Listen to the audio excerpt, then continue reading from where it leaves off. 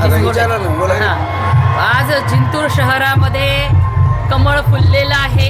खूप आनंद होतोय की ह्या शहरामध्ये मला विधानसभेला 7,000च्या आसपास मतांनी मायनस होते आणि फक्त हिंदू मुस्लिम ह्याच एजेंडावर विरोधी पक्ष हा नेहमी मतदान मागत होता।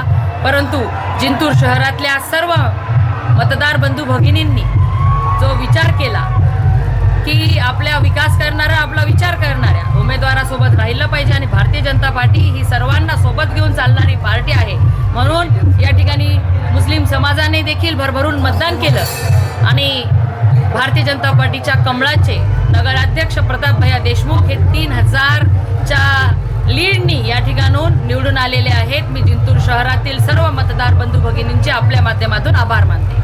जिंतूर शहराचे लोकांना विकासासाठी आपण काय म्हणाल, विकास जे मी प्रचारादरम्यान या ठिकाणी शब्द दिले होते ते सर्व शब्द पूर्ण करण्याचा शब्द मी आपल्या सगळ्यांना या आपल्या माध्यमातून देते।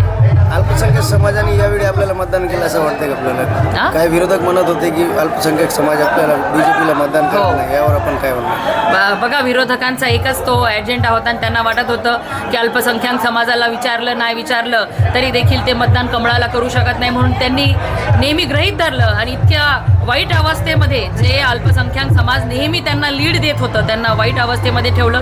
परंतु अल्पसंख्याक समाजाने सुद्धा ठरवलं की आपल्याला यावेळेस ह्या चिखलमुक्त व्हायचं आहे आणि ह्या चिखलात कमळ फुलवायचे आणि त्यांनी या जिंतूर शहरामध्ये कमळ फुलवलेलं आहे आणि मी आपल्याला शब्द देते की या जिंतूरला स्वच्छ सुंदर सुरक्षित असं शहर बनवण्याचं जे आपण या निवडणुकीच्या प्रचारादरम्यान बोललो होतो ते पूर्ण करून टाकतो। धन्यवाद। प्रचारादरम्यान आपण असा एक उल्लेख केला की अल्पसंख्याक उपनगराध्यक्षासाठी निश्चित त्याच्यावरती विचार होईल, कारण का मी जे बोलते ते करते, फक्त निवडणुकीपुरतं मतदानापुरतं आम्ही काही करत नाही आणि त्यावर योग्य, कारण की एवढे अल्पसंख्याक समाजातील मुस्लिम माझे बांधव बंधू भगिनी या ठिकाणी निवडून आलेले आहेत, निश्चितच समाजाला न्याय देण्यात येईल।